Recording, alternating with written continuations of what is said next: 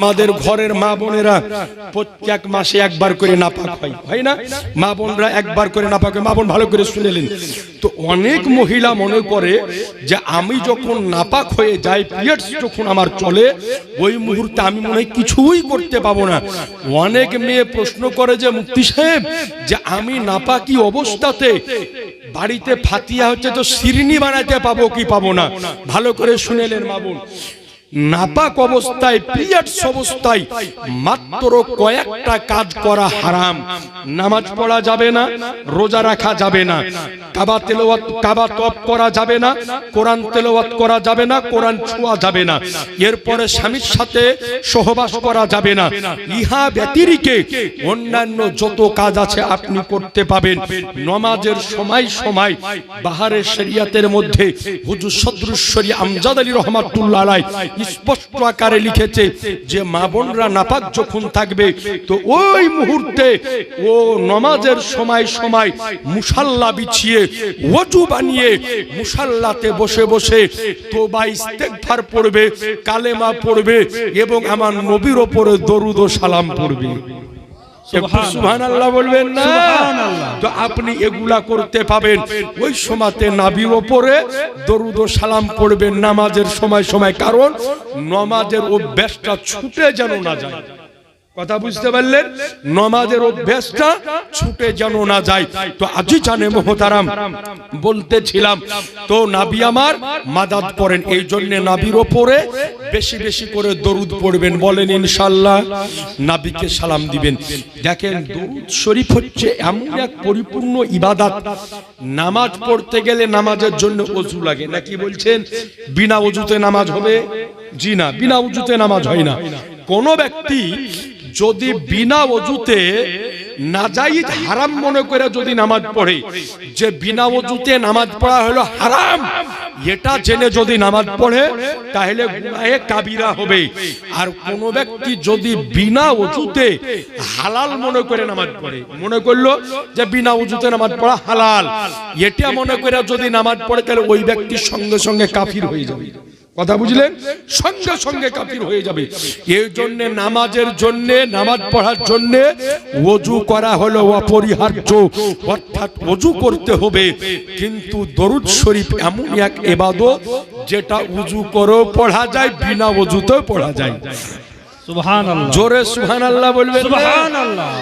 ইমাম বুখারী রাহমাতুল্লাহ আলাইহি বুখারী শরীফ যখন লেখেন তো তিনি বুখারী শরীফ একদিনে এক বছরে নয়, বরং বুখারী শরীফ আপনার দীর্ঘ 16 বছর ধরে লিখেছেন। সুবহানাল্লাহ বলেন। সুবহানাল্লাহ। জিজ্ঞাসা করলো, হুজুর এই বুখারী শরীফ 16 বছর সময় কেন লাগলো? বলে, শোনো, এই বুখারী আমি মদিনাতে লিখেছি। তো আমি যখন একটা হাদিস লিখতাম তো লিখার পূর্বে গোসল করতাম, ওযু করতাম, এরপরে 2 রাকাত নামাজ পড়ে নবীর উপর দরুদ ও সালাম পড়ে আমি হাদিস লেখা শুরু করতাম। ওই ওযুতে, ওই গোসলে একটা হাদিস লিখতাম আর দ্বিতীয় হাদিস লিখতাম না। সুবহানাল্লাহ। আচ্ছা জানে মুহতারাম, এই জন্য বেশি বেশি করে আমার নবীর উপর দরুদ পড়বেন। বলেন ইনশাআল্লাহ। তো আজি জানে মুহতারাম, তো ওই 40 জন আলেম আপনার কারাগারের মধ্যে বন্দী আছে। তো কারাগারের মধ্যে থেকে আমার নবীর দিকে, রওজার দিকে মুখ করে বলছেন, ইয়া রাসূলুল্লাহ আপনি আমাদেরকে মাদাদ করিয়েন, ইয়া রাসূলুল্লাহ আপনি আমাদেরকে সাহায্য করিয়েন, ইয়া রাসূলুল্লাহ আমাদের জান মাল প্রাণের প্রশ্ন যদি আসতো তো আমরা সব লুটিয়ে দিতাম, কিন্তু ইয়া রাসূলুল্লাহ মুর্দাকে জীবিত করতে হবে। সকাল হলো, 40 জন আলেমকে নিয়ে গিয়ে আপনার ওই সরকার বাহাদুরের সামনে হাজির। তো বলছে, বলো আজ তোমাদের 40 দিন হলো, তো করো, মুর্দাকে জীবিত করতে পারবে? যদি জীবিত করতে পারো তো করো, আর যদি না পারো তাহলে মানে নাও যে তোমাদের নবীর হাদিস হলো মিথ্যা। বলেন মুসলমান, নবীর হাদিস মিথ্যা, এই কথা আমরা মেনে নিতে পারবো? এর জন্য যদি জীবন যায়, জীবন দিতে পারবো না? পারবো না। প্রয়োজন পড়লে জীবন দিয়ে দিব, কিন্তু নবীর হাদিসকে মিথ্যা মেনে নেওয়া যাবে না। এ আজি জানে মুহতারাম, তার কারণ হলো যে কোনো ব্যক্তি বেনমাজিও যদি হয়, নামাজও যদি না পড়ে, তো কয়েকটা জিনিস সে সহ্য করতে পারে না। এক নাম্বার হলো যে কোরআনের অবমাননা সহ্য করতে পারে না, আর দ্বিতীয় নাম্বার হলো নবীর অপমাননা সহ্য করতে পারে না, আর তিন নাম্বার হলো আল্লাহর অবমাননা সহ্য করতে পারে না। আজ আপনি লক্ষ্য করে দেখেন, আমাদের এই পশ্চিমবঙ্গের নদিয়া জেলার এই হরিণঘাটা বিধানসভার বিধায়ক একজন বাউল, নাম হলো ওয়াসিম সরকার। বাউল গান করার জন্ম হলো বাংলাদেশে, কবে ভারতে এসছে, আসার পরে এখন ওই হরিণঘাটা বিধানসভার আপনার বিধায়ক হয়েছে। কয়েকদিন আগে খোদার কালাম কোরআন শরীফ নিয়ে কটূক্তি করেছে যে আল্লাহর কালাম কোরআন শরীফে নাকি লেখা আছে যে অমুসলিমদের যেখানে তোমরা পাবা হত্যা করো।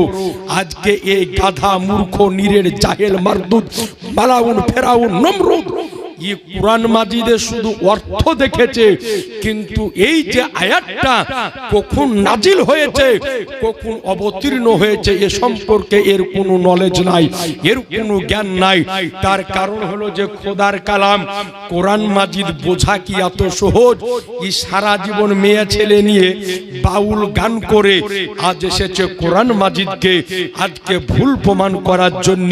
ওয়াসিম সরকার তো দূরের কথা, ওয়াসিম সরকারের পূর্বে তার বড় বড় বাপেরা এসেছিল, তারা কোরআন মাজিদের ভুল প্রমাণ করার অপচেষ্টা চালিয়েছে।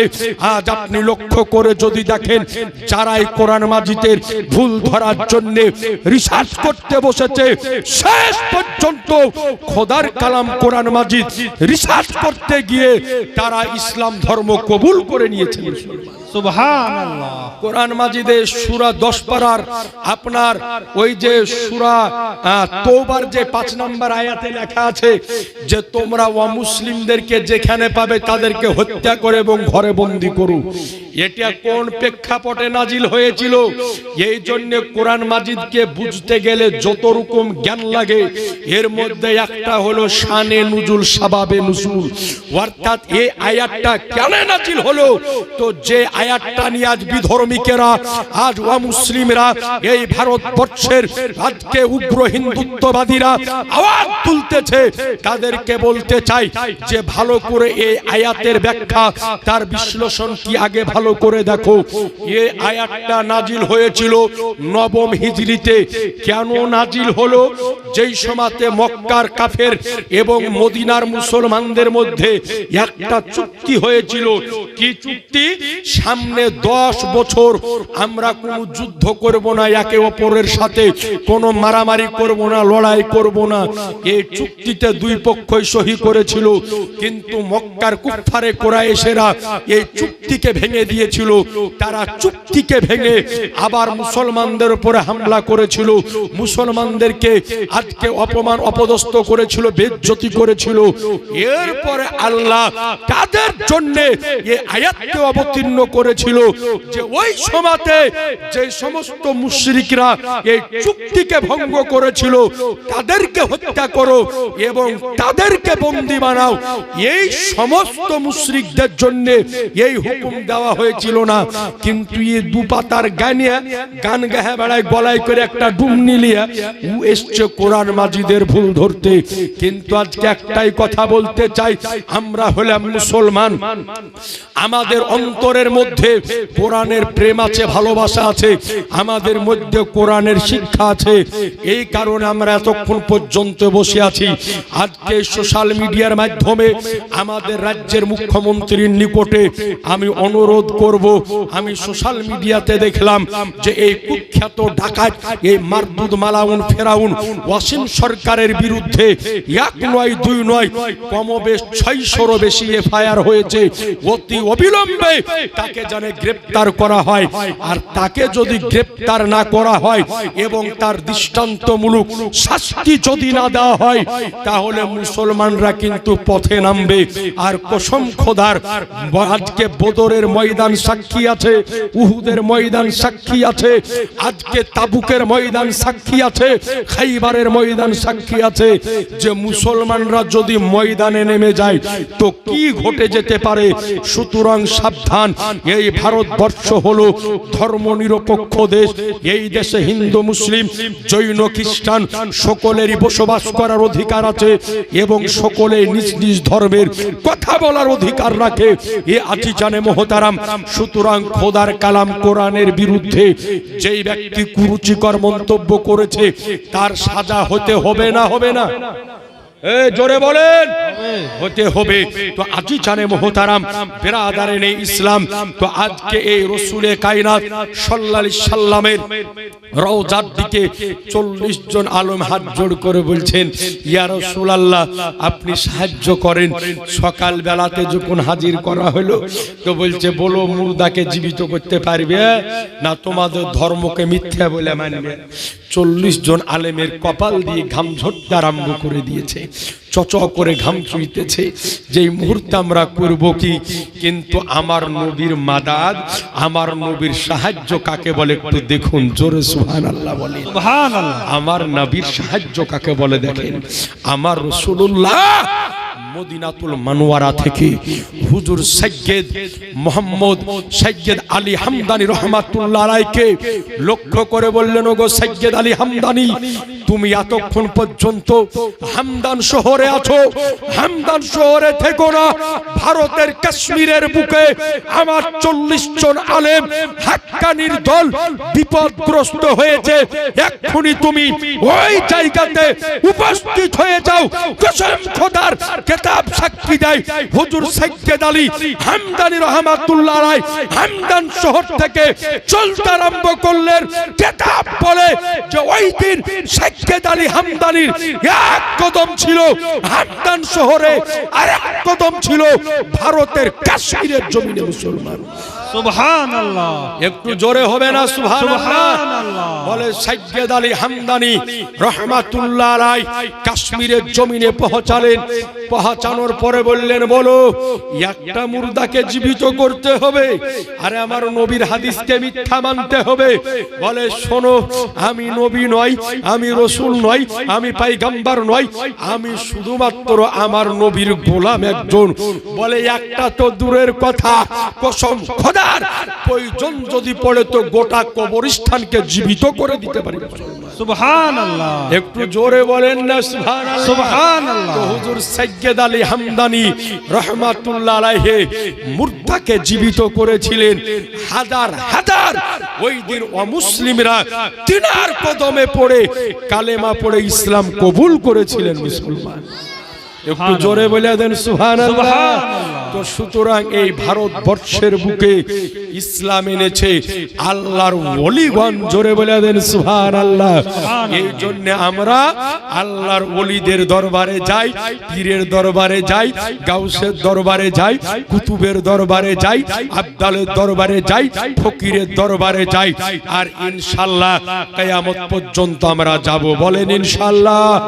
কিন্তু আজ বর্তমান সময় এই আধলা কানা দলেরা আল্লাহর ওলিদের কথা বলে, ওরা কোরআনে পায় না, হাদিসে পায় না।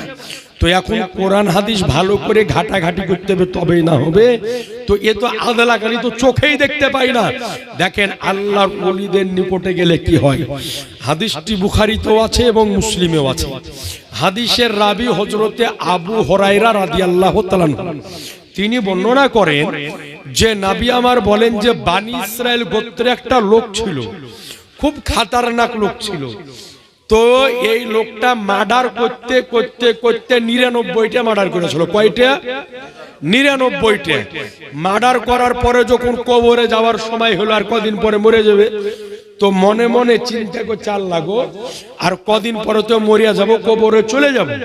তো আল্লাহ, আর তো জীবন অনেক মার্ডার করলাম, পাপ করলাম, গুনাহ করলাম, তো এখন আমি চাইছি তোবা করে একটু ভালো পথে চলতে।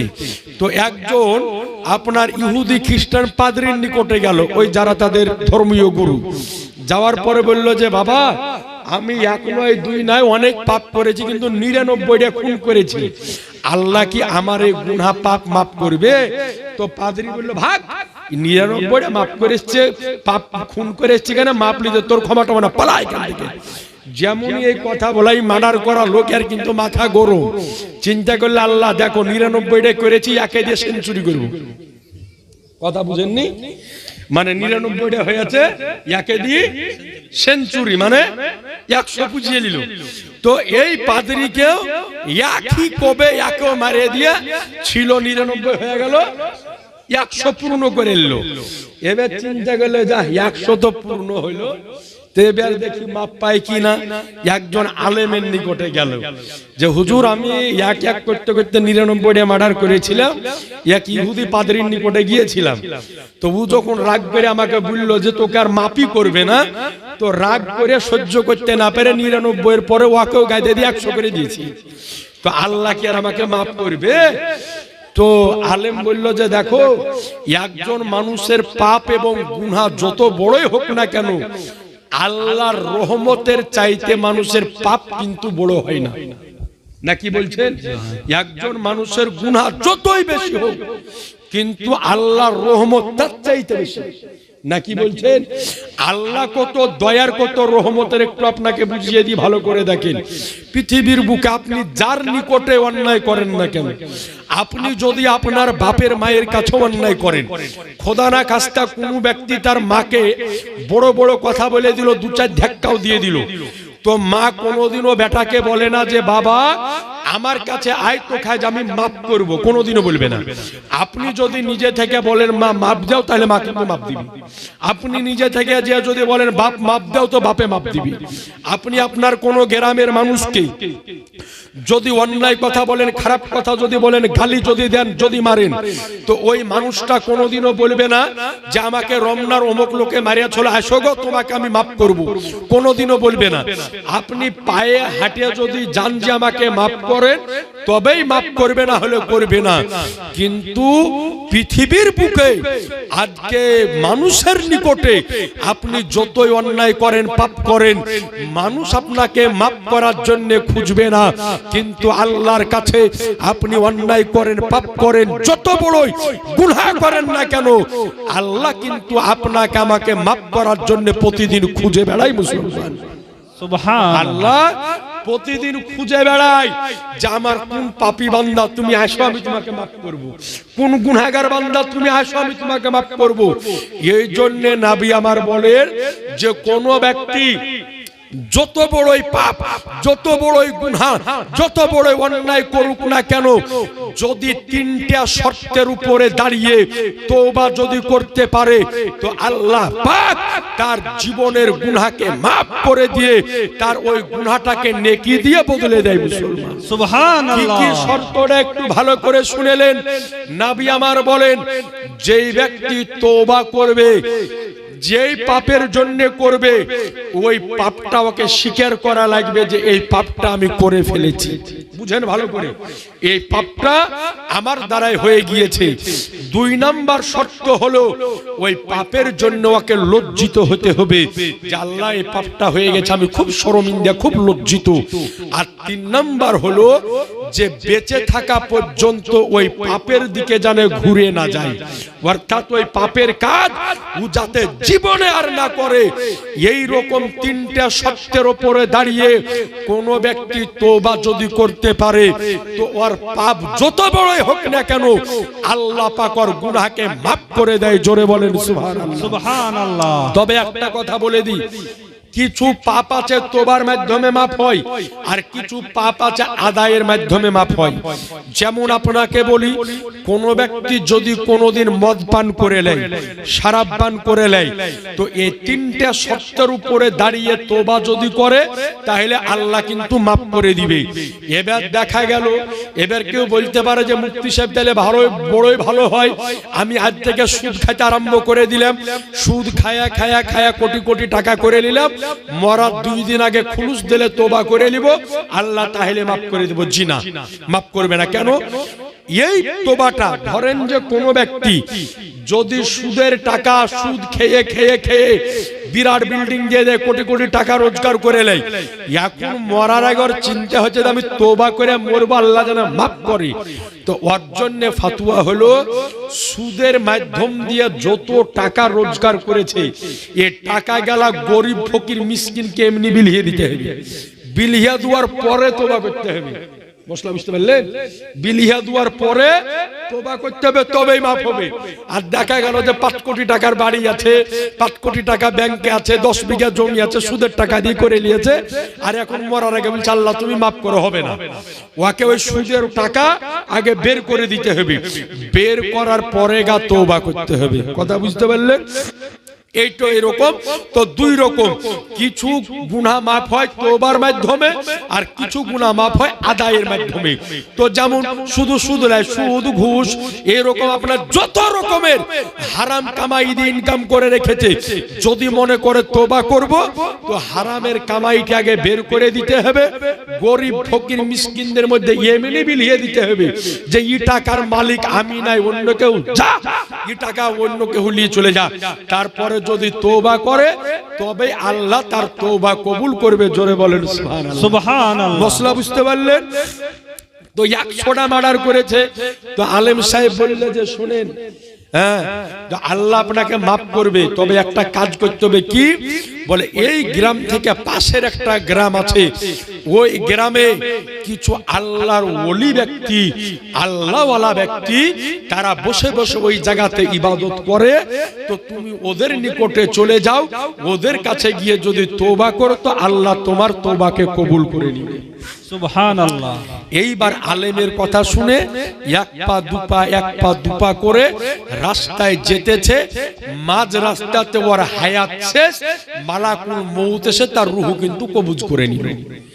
কারণ মালাকুল মউত কারো বাড়িতে যদি আসে তো দাওয়াতের অপেক্ষা করে না।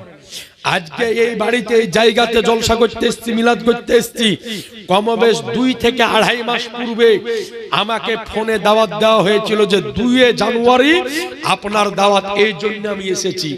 আমাকে যদি ফোনে দাওয়াত না দিত তো আমি কোনোদিন আসতাম না, নাকি বলছেন? আসতাম না।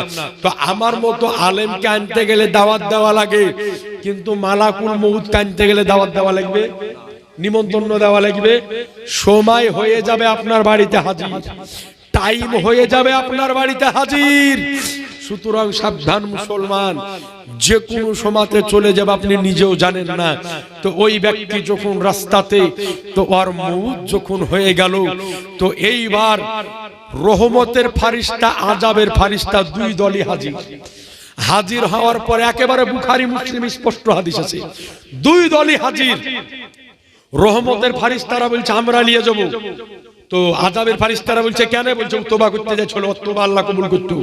তো তখন আযাবের ফারিস্তা বলছে তাই বললে হয় নাকি? ও তওবা করতে যে ছিল কিন্তু এখনো তওবা করতে পারে নি, তোর তওবা কবুল হতো কি হতো না তুমি কি করে জানলে?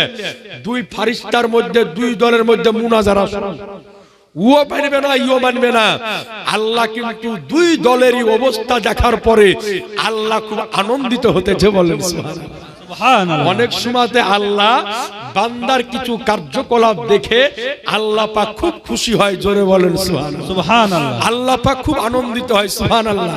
বুখারী মুসলিমের মধ্যে হাদিস এসেছে যে যখন কোন জায়গাতে যখন মিলাদ মাহফিল জালসার কাজ যখন হয়, তো মানুষ যখন একত্রিত ভাবে শুনে, তো আল্লাহর পক্ষ থেকে কিছু ফারিস্তা এই জমিনের বুকে ছড়ানো অবস্থায় আছে, তারা গোটা দুনিয়া ভ্রমণ করার দেখে কোন জায়গায় কি হচ্ছে, কোন জায়গায় কি হচ্ছে। তো এই ফারিস্তা গেলা যখন আল্লাহর নিকটে যায়, তখন আল্লাহ বলে মিন আইনা জিতুম, আল্লাহ বলে যে তোমরা কোথা থেকে আসছো? আচ্ছা বলেন ফারিস্তা গেলা কোথা থেকে যাচ্ছে আল্লাহ জানেন না? জানেন না? আল্লাহ জানেন। এরপর আল্লাহ জিজ্ঞাসা করছে যে কোথা থেকে আসছো, কেন? দেখেন একটা বাড়িতে বেটার জন্ম যখন হয়, বিটির জন্ম যখন হয়, তো বেটা এবং বিটির নাম কিন্তু বাপ মায়ে রাখে না, কি বলছেন? তো ওই বেটাটা যখন কথা বলা শিখে, তো বাপে জিজ্ঞাসা করে আব্বু তোমার নাম কি? তোমার নাম কি বলো? নাম কিন্তু বাপে রেখেছে। এরপরেও বাপে জিজ্ঞাসা করছে তোমার নাম কি? কেন? ছেলের মুখ দিয়ে যদি আমি শুনি তো বাপের আনন্দ হবে। তো আল্লাহ ভালো করে জানেন আমার ফারিস্তারা কোথায় গিয়েছিল, কি করতেছিল, কি দেখে এলো।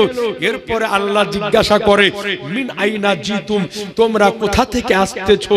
কারণ হলো এটাই যে আল্লাহ বলেন আমি ফারিস্তাদের মুখ থেকে শুনে শুনে আনন্দিত হয়ে যায়। সুবহানাল্লাহ। একটু জোরে বলবেন না সুবহানাল্লাহ। সুবহানাল্লাহ। তখন ফেরেশতারা বলে, আল্লাহ আমরা দুনিয়ার জমিন ঘুরে ঘুরে দেখলাম আজকে রমনার সরজমিনে একটা মিলাদের আয়োজন করা হয়েছে।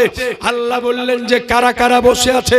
তো ফেরেশতারা বলবে, আল্লাহ ওই জায়গাতে অনেক তোমার বান্দাবান্দি বসে আছে। তো আল্লাহ বলবেন, যাও আমার ওই বান্দাবান্দি যারা ওই জায়গাতে বসে আছে আমি আল্লাহ সবাইকে মাফ করে দিলাম। মুসলমান তো এরপরে ফেরেশতারা বলবে, আল্লাহ কিছু লোক মাজবুরান বাধ্যতামূলক বসে আছে, যে ওর বন্ধু বসে আছে, ওর বন্ধুর কারণে ও বসে আছে, যে ওর বন্ধু বাড়ি যাবে তখন একসাথে যাবে, ও মন থেকে বসে নাই। তো ওই মুহূর্তে বুখারী মুসলিমে বর্ণিত আল্লাহ বলবেন যে শোনো, যেই ব্যক্তি আমার মাহফিলে আমার নবীর মাহফিলে বাধ্যতামূলক মাজবুর হয়ে বসে থাকে ওই ব্যক্তিরও জীবনের গুনাহকে আমি আল্লাহ ক্ষমা করে দিব। সুবহানাল্লাহ। একটু জোরে সুবহানাল্লাহ বলবেন না? সুবহানাল্লাহ। একেবারে স্পষ্ট হাদিস থেকে আপনাকে শোনালাম। তো আজি জানে মুহতারাম, এই জন্য জালসা মিলাদ শুনলেও ফায়দা আছে, লাভ আছে। নবী আমার বলেন যে কোন ব্যক্তি যদি সারা রাত জেগে 500 রাকাত নফল নামাজ যদি পড়ে তো আল্লাহ ওকে যতটা নেকি দান করবে। তো কোন ব্যক্তি একটা ঘন্টা যদি কোরআন এবং হাদিস শোনা এবং বুঝার কাজে ব্যয় যদি করে আল্লাহ তাকে অতটা নেকি দান করে দেয়। মুসলমান তো এই ঠান্ডাতে আপনারা মা বোন ভাবজি ভাইয়ের আপনারা যতক্ষণ বসে আছেন ফেরেশতারা আপনাদের আমল নামায় নেকি লিখতে আছেন। বলেন সুবহানাল্লাহ। আর একটু আওয়াজ দিয়ে বলেন সুবহানাল্লাহ। তো বললেন শোনো, ওইখানে আল্লাহর ওলির কাছে গেলেন তো দুই দল ফেরেশতাদের মধ্যে শুরু হলো ঝগড়া। ওরা বলছে আমরা নিয়ে যাবো, ওরা বলছে আমরা নিয়ে যাবো। তা আল্লাহ জিবরাইলকে বললেন, জিবরাইল তুমি যাই একটু ওদের ফাইসালা করো। তো জিবরাইল আলাইহিস সালাম বলছেন, আল্লাহ কি ফাইসালা করব? বলে তুমি লাশ যেখানে পড়ে আছে ওখান থেকে ওই বাড়ির দিকটাও মাপবে এবং আল্লাহর ওলির দরবারকেও মাপবে। যদি বাড়ির দিকে কাছে থাকে, বাড়ির নিকটে থাকে তাহলে আযাবের ফেরেশতারা নিয়ে যাবে, আর ওলির দরবারে যদি দিকে বেশি থাকে তাহলে তাকে রহমতের ফেরেশতারা নিয়ে যাবে। হযরতে জিবরিল আমিন আলাইহিস সালাম যখন জমিনকে মাপতে আরম্ভ করলো আল্লাহ বললেন যে ওগো জিবরাইল শোনো, আমার এই বান্দা যখনই ওলির দরবারে আসার নিয়ত করেছিল তওবা করার উদ্দেশ্যে তখনই আমি আল্লাহ একে মাফ করে দিয়েছি। সুবহানাল্লাহ। আমি আল্লাহ তখনই একে মাফ করে দিয়েছি। আল্লাহ জমিনকে হুকুম দিল, সঙ্গে সঙ্গে তার লাশ থেকে আল্লাহর ওলির নিকটে হয়ে গেল। মেপে দেখলেন জিবরিল আমিন যে আল্লাহর ওলির থেকে এই ব্যক্তি নিকটে আছে। এই জন্য আল্লাহ রহমতের ফেরেশতাদেরকে হুকুম দিল, যাও একে তোমরা নিয়ে চলে যাও। সঙ্গে সঙ্গে আল্লাহর রহমতের ফেরেশতারা তাকে জান্নাতে নিয়ে চলে গেল। মুসলমান সুবহানাল্লাহ। একটু জোরে বলবেন না সুবহানাল্লাহ। সুবহানাল্লাহ। আল্লাহর ওলির দরবারে যাওয়ার পরে আমাদের ফায়দা হয়, আমাদের লাভ হয়। এই কারণে আল্লাহর ওলির দরবারে আমরা যাই এবং যেতে থাকবো। বলেন ইনশাআল্লাহ। আর একটু জোরে বলেন ইনশাআল্লাহ। সুবহানাল্লাহ। আপনাদের গ্রাম আজ আমি নতুন নয়, প্রায় 2022 সাল থেকে আমার যাওয়া আসা, কতবার যে আসা হলো তা আমি নিজেই গণতে ভুলে গেছি, আর মনে নাই আমার। সুবহানাল্লাহ। তা আলহামদুলিল্লাহ আমি জানি যে আপনাদের এই অত্র গ্রামের মানুষ, আপনারা অলিপন্থী পীরপন্থী মানুষ, এবং এই গ্রামে আমি গাউস পাকেরও ফাতিহা হয় জানি, খাজা পাকেরও হয়, সমস্ত অলিদের ফাতিহা আপনারা করেন এবং করতেই থাকবেন। বলেন ইনশাআল্লাহ। জোরে বলেন ইনশাআল্লাহ। সুবহানাল্লাহ। এই জন্য আমরা ওলিদের নিকটে আছি এবং ওলিদের নিকটে থাকবো। বলেন ইনশাআল্লাহ। তো সুবহানাল্লাহ। আপনাদের নিকটে অনুরোধ করব, ওলিদের সাথে সম্পর্ক রাখবেন, পীরদের সঙ্গে সম্পর্ক রাখবেন। আল্লাহর ওলিদের কবর জিয়ারতে যাবেন, মাজার জিয়ারতে যাবেন। আল্লাহর ওলিদের মাজার জিয়ারত করে যদি তিনার কবরের ওসিলাতে দোয়া যদি চাহা যায় তো আল্লাহ পাক সেই দোয়াকে কবুল করে নেন। মুসলমান সুবহানাল্লাহ। একটু জোরে সুবহানাল্লাহ বলেন না। সুবহানাল্লাহ। ইমাম বুখারী রাহমাতুল্লাহ আলাইহি, মুহাম্মদ ইবনে ইসমাইল বুখারী রাহমাতুল্লাহ আলাইহি, তিনার মাজার শরীফ আছে ইরাকের সরজমিনে। তো তিনার মাজার যে এলাকায় আছে ওই এলাকার মানুষে বর্ণনা দেয়, বলে শোনো যখন আমাদের অত্র এলাকায় বৃষ্টি যখন হতো না, অনাবৃষ্টি হতো, তো ওই সময়তে আমরা সকলে দলবদ্ধভাবে ইমাম বুখারী রাহমাতুল্লাহ আলাইহির মাজারের নিকটে উপস্থিত হতাম। কসম খোদার আমরা দোয়া করতাম তিনার কবরের মাজারের ওসিলা দিয়ে তো আল্লাহ আমাদের উপরে রহমতের বৃষ্টি দান করতেন। মুসলমান সুবহানাল্লাহ, জোরে বলেন না সুবহানাল্লাহ। তো আজকে যারা মাজারে যাওয়া, কবরে যাওয়াকে বেদাত এবং শিরিক বলে, হারাম বলে, নাজায়েজ বলে, তো তারা লাগায় ইমাম বুখারীর কবরের উপরে নাকি বলছেন ফতোয়া। এরপরে ইমামে শাফি রাহমাতুল্লাহ আলাইহি বলেন যে আমি জীবনে যখনই কোনো মশলা নিয়ে বিপাকে পড়ে যেতাম, কোনো মশলার হাল যখন করতে পারতাম না, তো আমি ওই মুহূর্তে ইমামে আজম আবু হানিফা রাহমাতুল্লাহ আলাইহির কবর শরীফের নিকটে যেতাম। যাওয়ার পরে তিনার মাজারকে জিয়ারত করতাম, 2 রাকাত নামাজ পড়তাম, ওই জায়গা থেকে হটতাম না। তো তার পূর্বেই আমার মশলার হাল হয়ে যেত। জোরে বলেন সুবহানাল্লাহ। এরকম কোনো কথা যে আয়েশা সিদ্দিকা রাদিয়াল্লাহু তাআলা আনহা স্বপ্নে দেখলেন যে 3টে চাঁদ তিনার কোলে, এরকম কোনো কথা আমি কোনো কিতাবে বা হাদিসে কোনো পড়িনি। তবে যেটা হাদিস শরীফে পাওয়া যায় যে হযরতে আবু বকর সিদ্দিক রাদিয়াল্লাহু তাআলা আনহু যখন তিনি ইয়ামান দেশে ব্যবসার কাজে গিয়েছিলেন, আমার নবীর এলানে নবুয়তের সময়তে, তো ওই সময়তে তিনি দিনের বেলাতে স্বপ্নে দেখছিলেন শুয়ে শুয়ে বসে বসে একটা গাছের তলাতে যে যেন আকাশের চাঁদ খুলে আমার কুছাতে পড়তেছে। বলেন সুবহানাল্লাহ। তো ওই স্বপ্ন দেখার পরে তিনি একজন রাহিবের নিকটে গিয়েছিলেন। রাহিবে বলেছিলেন যে আবু বকর শোনো, তোমার কোলের উপরে যে আকাশে চাঁদ খুলে পড়তেছে, এটা হলো যে তুমি আজকে মক্কা ধাত্রীতে যাবে এবং আব্দুল্লাহর পুত্র মুহাম্মদ সাল্লাল্লাহু আলাইহি সাল্লাম উনি আজকে নবুয়তের এলান করেছেন, প্রকাশ করেছেন, তুমি তার নিকটে কালেমা পড়ে ঈমানে মালামাল হয়ে যাবে। বলেন সুবহানাল্লাহ। এই ঘটনাটা পড়েছি। তবে আপনি যেটা বললেন এটা আমি কোনোদিন শুনিও নি, পড়িও নি। যেহেতু শুনিও নি, পড়িও নি, তো কি বলবো আন্দাজে না কি বলছেন। এখন কোন কেতাবে আছে না আছে, কে বলেছে রেফারেন্স লাগবে, না হলে আমি আন্দাজে কি করে বের করবো। হ্যাঁ, তো হচ্ছে আপনার ব্যাপার। তো সুবহানাল্লাহ। তো আজি জানে মুহতারাম, যেটা বলতেছিলাম আমরা কথাটা শেষ করি আর স্ক্রিনটা হাজির করেন। তো সুবহানাল্লাহি ওয়া বিহামদিহি। আচ্ছা সুবহানাল্লাহ, সিন্নি চলে এসেছে, আরেকটু আপনাকে সামনে নিয়ে যায়। তো এই জন্য আল্লাহর ওলিদের সঙ্গে সংস্পর্শে থাকবেন। দেখেন আমাদের বুজুর্গানের দিনগণ বলেন যে যখন কোন আলেমের সামনে গিয়ে বসবে তখন নিজের জবানকে সামলে বসবে, আর কোন ওলির নিকটে যখন বসবে তো নিজের অন্তরকে সামলে বসবে। কারণ হলো এটাই যে একজন আলেম আপনার মুখের কথা শুনে ফতোয়া প্রদান করে, কারণ আলেমের কাছে মুখের খবর থাকে, কিন্তু একজন আল্লাহর ওলির নিকটে মানুষের অন্তরেরও খবর থাকে। মুসলমান সুবহানাল্লাহ। যেমন আপনাকে বলি, আমার খাজায়ে পাক রাদিয়াল্লাহু তাআলা আনহু তিনার জন্ম হয়েছিলেন খোরাসানে। খোরাসান থেকে মদিনা গিয়েছিলেন, মদিনা থেকে সোজা এসেছিলেন আমাদের ভারতের বুকে। তো তিনি যখন ভারত সফর যখন করতেছেন, ওই মুহূর্তে একটা জায়গাতে আপনার এই ভারতের যখন আসলেন, আসার পরে এক জায়গাতে একটা প্রোগ্রাম চলতেছিল, যেই জায়গাতে বড় বড় আল্লাহর ওলিগণ ছিলেন, যেখানে হুজুর মাহবুব ইলাহি নিজামুদ্দিন রহমাতুল্লাহ আলাইহি ছিলেন, এরপরে আপনার হুজুর কুতুবউদ্দিন বখতিয়ার কাকি রহমাতুল্লাহ আলাইহি ছিলেন, এই রকম বড় বড় আল্লাহর ওলিগণ ছিলেন। তো হুজুর খাজা মাইনুদ্দিন চিশতি রাদিয়াল্লাহু আনহু দেখতেছেন যে একটা 8 থেকে 10 বছরের বাচ্চা ছেলে গ্লাসে করে করে মানুষকে পানি দিয়ে বেড়াতেছে, গ্লাসে করে করে মানুষকে পানি দিয়ে বেড়াতেছে। তো খাজা পাক রাদিয়াল্লাহু তাআলা আনহু হুজুর নিজামুদ্দিন মাহবুব ইলাহি রহমাতুল্লাহ আলাইহিকে ডাক দেওয়ার পরে বলতেছেন যে তাকিয়ে দেখো, এই যে বাচ্চাটাকে দেখছো যে পানি দিতেছে, আমি মঈনুদ্দিন বলতেছি এই বাচ্চাটা যতদিন না পর্যন্ত ভারতের সিংহাসনে বসবে আল্লাহ এর মউত নিবে না। বলেন সুবহানাল্লাহ। সুবহানাল্লাহ। ভবিষ্যৎবাণী করেছিলেন। এইবার দিন যায় রাত আসে, মানুষ তো চেয়ে বসে আছে যে খাজা পাক ভবিষ্যৎবাণী করেছে, ভবিষ্যৎবাণী সত্য হয় কি হয় না, হয় কি হয় না, হয় কি হয় না। এইবার আপনি যদি ভারতবর্ষের ইতিহাস যদি খুলে দেখেন তো দেখবেন যে হঠাৎ একটা ছেলে তুফানের মতো দাঁড়িয়ে আর আপনার পাহাড়ের মতো উঁচু হয়ে একই রাত্রিতে ভারতের সিংহাসন আপনার দিল্লির সিংহাসন দখল করেছিল। ওই বাচ্চাটির নাম ছিল আপনার সুলতান শামসুদ্দিন আলতামাস। ওই যে বাচ্চাটাকে দেখে খাজা পাক রাদিয়াল্লাহু তাআলা আনহু যেই ভবিষ্যৎবাণী করেছিলেন ওটাই ছিল সুলতান শামসুদ্দিন আলতামাস।